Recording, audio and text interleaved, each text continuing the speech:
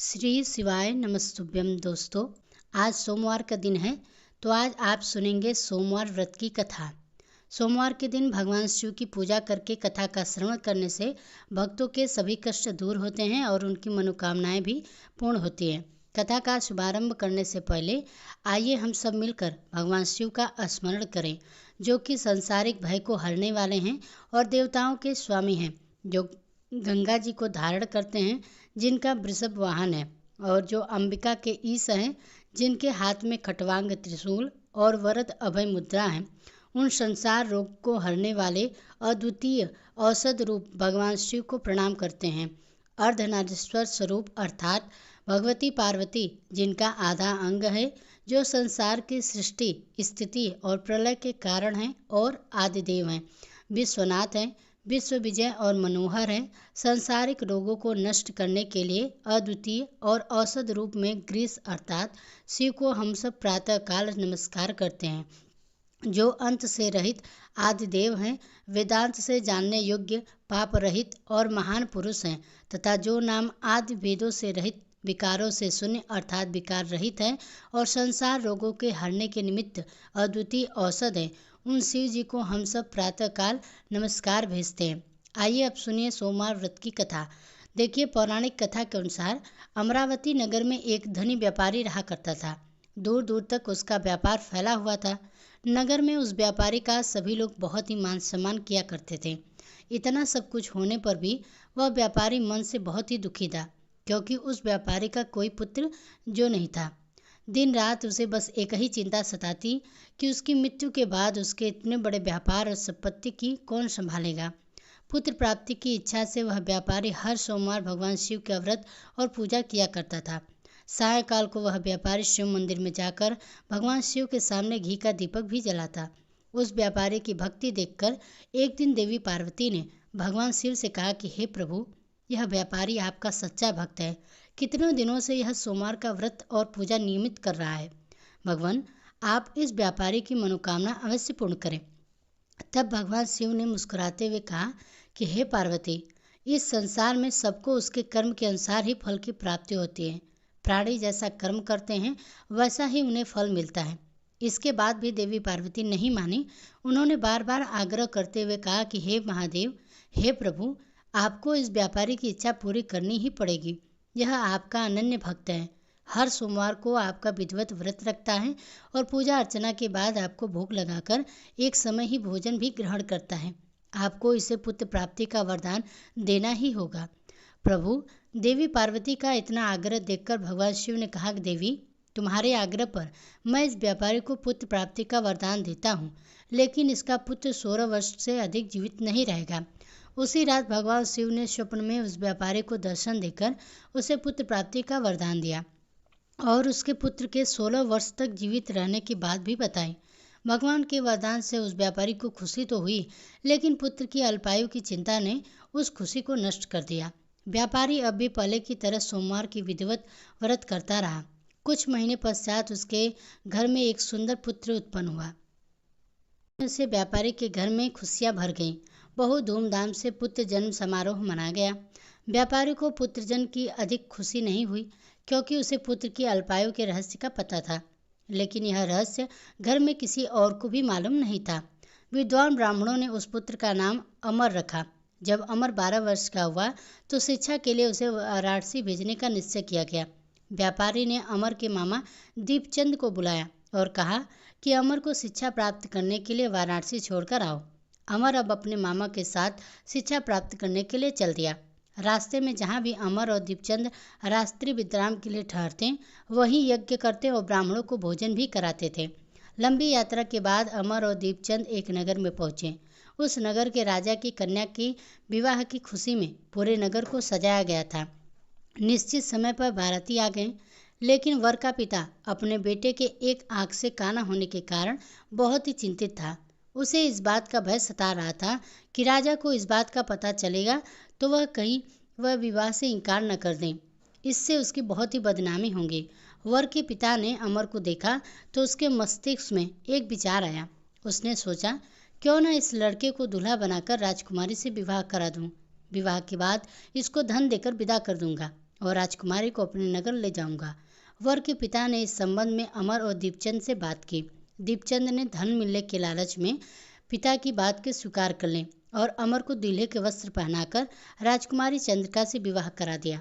राजा ने बहुत साधन देकर राजकुमारी को विदा किया। अमर जब लौट रहा था तो सच नहीं छिपा सका और उसने राजकुमारी के दुपट्टे पर लिख दिया, राजकुमारी चंद्रिका, तुम्हारा विवाह तो मेरे साथ हुआ था। मैं वाराणसी में शिक्षा प्राप्त करने के लिए जा रहा हूँ। अब तुम्हें जिस नवयुवक की पत्नी बनना पड़ेगा वह कान्हा है। जब राजकुमारी ने अपने दुपट्टे पर लिखा हुआ पढ़ा तो उसने कान्हे लड़के के साथ जाने से इनकार कर दिया। राजा ने सब बातें जानकर राजकुमारी को महल में ही रख लिया। उधर अमर अपने मामा दीपचंद के साथ वाराणसी पहुंच गया। अमर ने गुरुकुल में पढ़ना प्रारंभ कर दिया। जब अमर की आयु 16 वर्ष की हुई तो उसने एक यज्ञ किया। यज्ञ की समाप्ति पर ब्राह्मणों को भोजन कराया और खूब अन्न वस्त्र दान किए। रात को अमर अपने शयन कक्ष में सो गया। शिवजी के वरदान के अनुसार शयनावस्था में अमर के प्राण पखेरु उड़ गए। सूर्योदय पर मामा अमर को मृत देखकर रोने पीटने लगा। आसपास के लोग भी एकत्र होकर दुख प्रकट करने लगे। मामा के रोने के विलाप करने के स्वर समीप से गुजरते हुए भगवान शिव और माता पार्वती ने भी सुने। तब माता पार्वती ने कहा, भगवान प्राणनाथ, मुझे इसके रोने का स्वर सहन नहीं हो रहा है। आप इस व्यक्ति के कष्ट को अवश्य दूर कीजिए। भगवान शिव ने देवी पार्वती के साथ अदृश्य रूप में जाकर अमर को देखा तो पार्वती जी बोले, देवी, यह तो उसी व्यापारी का पुत्र है जिसे मैंने 16 वर्ष की आयु का वरदान दिया था। आज इसकी आयु को पूरी हो गई है। तो देवी पार्वती ने फिर भगवान शिव से निवेदन किया कि हे प्राणनाथ, आप इस लड़के को जीवित कर दीजिए, नहीं तो इस लड़के के माता पिता पुत्र के मृत्यु के कारण रो रो कर अपने प्राणों को त्याग देंगे। इस लड़के का पिता तो आपका परम भक्त है, वर्षों से सोमवार का व्रत करते हुए आपको भोग लगा रहा है। माता पार्वती के बार बार आग्रह करने पर भगवान शिव ने उस लड़के को जीवित होने का वरदान दे दिया और कुछ ही क्षणों में वह जीवित होकर उड़ गया। फिर शिक्षा समाप्त करके अमर अपने मामा के साथ अपने नगर की ओर चल दिया। दोनों चलते हुए उसी नगर में पहुंचे जहां अमर का विवाह हुआ था। उस नगर में भी अमर ने यज्ञ का आयोजन किया। समीप से गुजरते हुए नगर के राजा ने यज्ञ का आयोजन देखा। तब राजा ने अमर को तुरंत पहचान लिया। यज्ञ समाप्त होने पर राजा अमर और उसके मामा को महल में ले गया और फिर उन्हें महल में रखकर कुछ बहुत सारा धन वस्त्र देकर राजकुमारी के साथ विदा कर दिया। रास्ते में सुरक्षा के लिए राजा ने बहुत से सैनिकों को भी साथ भेजा। दीपचंद ने नगर पहुंचते ही एक दूत को घर भेजकर अपने आने की सूचना भेजी। अपने बेटे अमर के जीवित वापस लौटने की सूचना से व्यापारी बहुत ही प्रसन्न हुआ। व्यापारी ने अपनी पत्नी के साथ स्वयं को एक कमरे में बंद रखा था। भूखे प्यासे रहकर व्यापारी और उसकी पत्नी बेटे की प्रतीक्षा कर रहे थे। उन्होंने प्रतिज्ञा कर रखी थी कि यदि उन्हें अपने बेटे की मृत्यु का समाचार मिला तो वे दोनों भी अपने प्राण त्याग देंगे। व्यापारी अपनी पत्नी और मित्रों के साथ नगर के द्वार पर पहुंच गया। अपने बेटे के विवाह का समाचार सुनकर पुत्रवधू राजकुमारी चंद्रिका को देखकर उसकी खुशी का ठिकाना ही न आया। उसी रात भगवान शिव ने व्यापारी के स्वप्न में आकर कहा, हे सृष्टि, मैंने तेरे सोमवार के व्रत करने और व्रत कथा सुनने से प्रसन्न होकर तेरे पुत्र को लंबी आयु प्रदान की है। यह सुनकर व्यापारी बहुत ही प्रसन्न हुआ। सोमवार का व्रत करने से व्यापारी के घर में खुशियां लौट आई। शास्त्रों में लिखा है कि जो भी स्त्री पुरुष सोमवार का विधिवत व्रत करते हैं और व्रत कथा सुनते हैं, उनकी सभी इच्छाएं महादेव की कृपा से पूरी हो जाती हैं। सोमवार व्रत कथा समाप्त। अब सुनिए एक और अद्भुत कहानी। एक बार जब भगवान शिव योग का संचार और सृष्टि की संरचना की व्याख्या सप्त ऋषियों कर रहे थे, तब एक अद्भुत और सुंदर घटना घटित हुई। सप्त ऋषियों में से एक ऋषि, जो बाद में भृगु महान ऋषि के नाम से प्रसिद्ध हुए, भगवान शिव के एक उत्साही भक्त थे। भगवान शिव सप्त ऋषियों के साथ वह जो व्याख्यान कर रहे थे, जो क्रांतिकारी सरोवर के किनारे हो रहा था, जिसे कृपा की झील के नाम से भी जाना जाता है, उस जगह पर देवी पार्वती जी भी उपस्थित थे। भृगु ऋषि हमेशा की तरह सुबह जल्दी आए और वे शिव जी की प्रतीक्षा अर्थात परिक्रमा करना चाहते थे। पार्वती जी शिव के करीब ही बैठी थी, लेकिन भृगु ऋषि ने देवी पार्वती की परिक्रमा ना करते हुए भगवान शिव और देवी पार्वती के बीच से होकर भगवान शिव की परिक्रमा पूरी की, क्योंकि वे भगवान की ही परिक्रमा करना चाहते थे, देवी पार्वती की नहीं। भगवान शिव तो इससे प्रसन्न हुए, लेकिन देवी पार्वती नहीं हुई। उन्हें भृंगु ऋषि की यह हरकत पसंद नहीं आई। देवी पार्वती के मन की बात भगवान शिव समझ गए। उन्होंने देवी से कहा कि आप थोड़ा और करीब आ जाइए तो वह आपकी परिक्रमा भी कर लेंगे। पार्वती जी भोलेनाथ के और करीब आ गई। भृंगु ऋषि ने देखा कि अब तो परिक्रमा करने के लिए भगवान शिव और देवी पार्वती के बीच में थोड़ी सी भी जगह नहीं बची है, तो उन्होंने एक चूहे का रूप धारण कर लिया और देवी पार्वती को बाहर रखते हुए अकेले शिव जी की परिक्रमा पूरी कर ली। पार्वती जी इस बात से क्रोधित हो गई। तब भगवान शिव ने उन्हें अपनी जंघा पर बिठा लिया। तब भी भृंगु ऋषि ने एक छोटे से पक्षी का रूप धारण किया और शिव जी की परिक्रमा पूरी कर ली। अब तक तो पार्वती जी के क्रोध की कोई सीमा ही नहीं रही। वह अत्यंत ही क्रोधित हो चुकी थी। शिव जी ने पार्वती जी को खींचकर खुद में ले लिया और उन्हें खुद का हिस्सा बना लिया, जिससे कि उनका आधा हिस्सा बन गया और आधा हिस्सा पार्वती जी।